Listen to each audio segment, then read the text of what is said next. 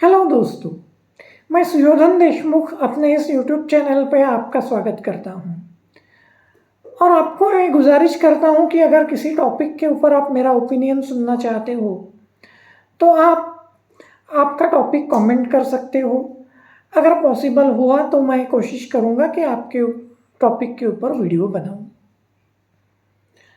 तो दोस्तों, कभी कभी चंद घंटों के लिए कंसंट्रेट करना, लंबे समय के लिए कंसंट्रेट करना आसान होता है, मगर कुछ पलों के लिए कंसंट्रेट करना ज़्यादा डिफिकल्ट होता है, क्योंकि वो पल में जो टास्क आपको परफॉर्म करनी होती है वो ज़्यादा डिमांडिंग हो सकती है या उसके परिणाम ज़्यादा गहरे हो सकते हैं। तो यही बात होती है, लेकिन उन चंद पलों में कंसंट्रेट करना ये भी एक स्किल होती है, उसका भी एक प्रोसेस होता है। ऐसे ही वो कंसंट्रेशन नहीं होता है, स्पेशली जब अंडर प्रेशर कंसंट्रेट करना होता है। तो इसके बारे में ही इस वीडियो में हम बात करने वाले हैं। ये स्टोरी चेन्नई टेस्ट की है। हम सभी बहुत लकी थे, बचपन से हमने सचिन तेंदुलकर की बैटिंग देखी है।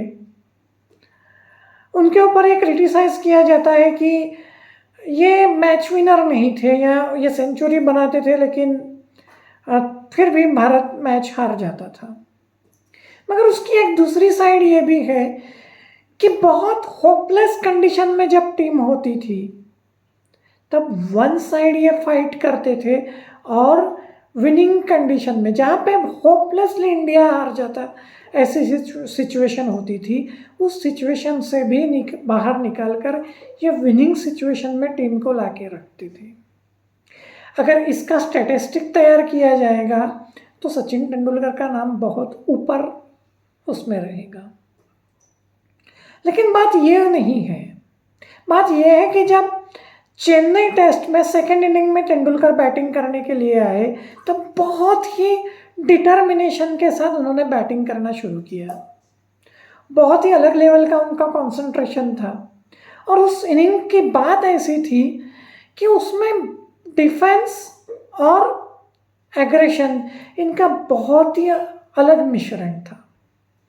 कुछ फेजेस में तेंदुलकर ने बहुत ही अलग तरीके से अटैक किया, कुछ फेजेस में उन्होंने बहुत ही अच्छा डिफेंस किया।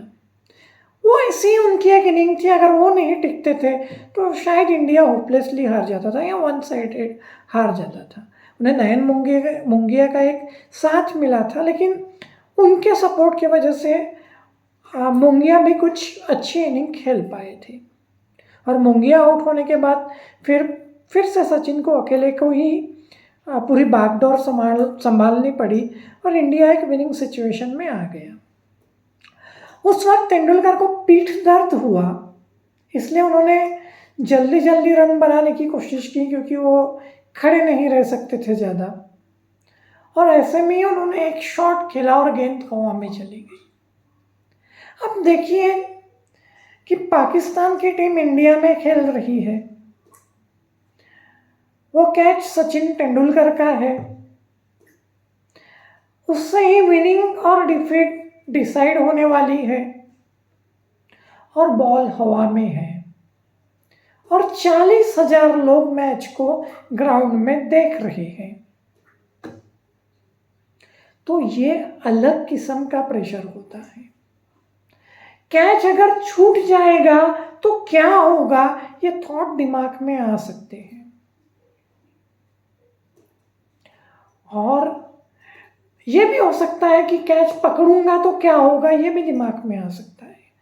बहुत खुशी हो जा सकती है कि तेंदुलकर का कैच है, पकड़ लूंगा, तेंदुलकर आउट। और ये भी हो सकता है कि यार कैच छूटा तो देश में वापस जाऊंगा तो पब्लिक क्या करेगी।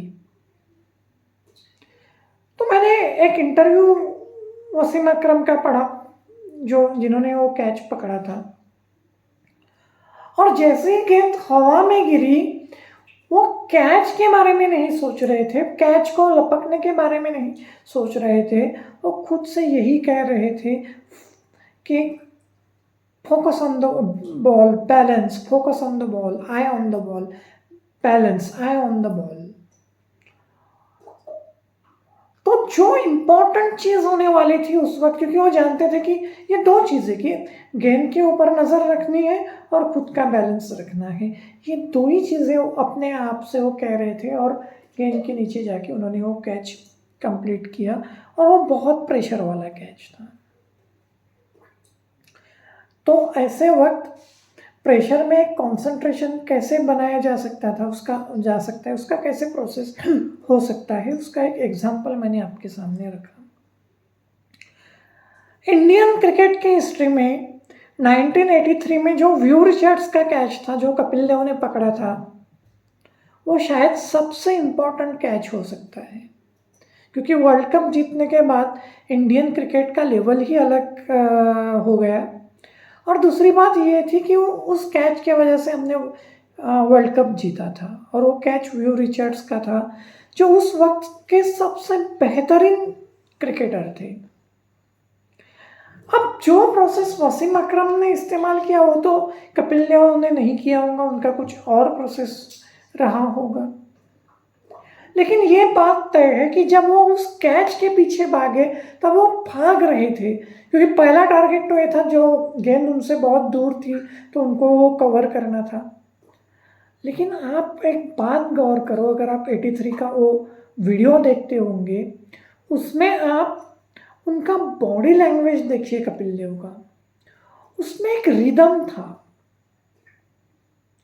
और पल भर के लिए भी वो कोई किसी भी डबल माइंड में नहीं थी। ये बहुत डिफ़िकल्ट चीज़ होती है।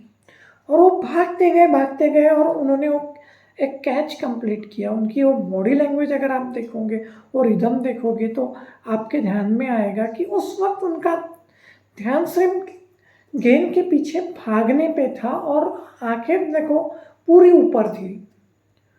तो ये बात होती है दोस्तों कि उस वक्त कैच के बारे में नहीं सोच रहे थे, तो वो उस पल में जो इम्पोर्टेंट चीज़ें होती थी टेक्निक की, उनके ऊपर ध्यान उनका था, जिसके माध्यम से वो कैच कंप्लीट कर पाए।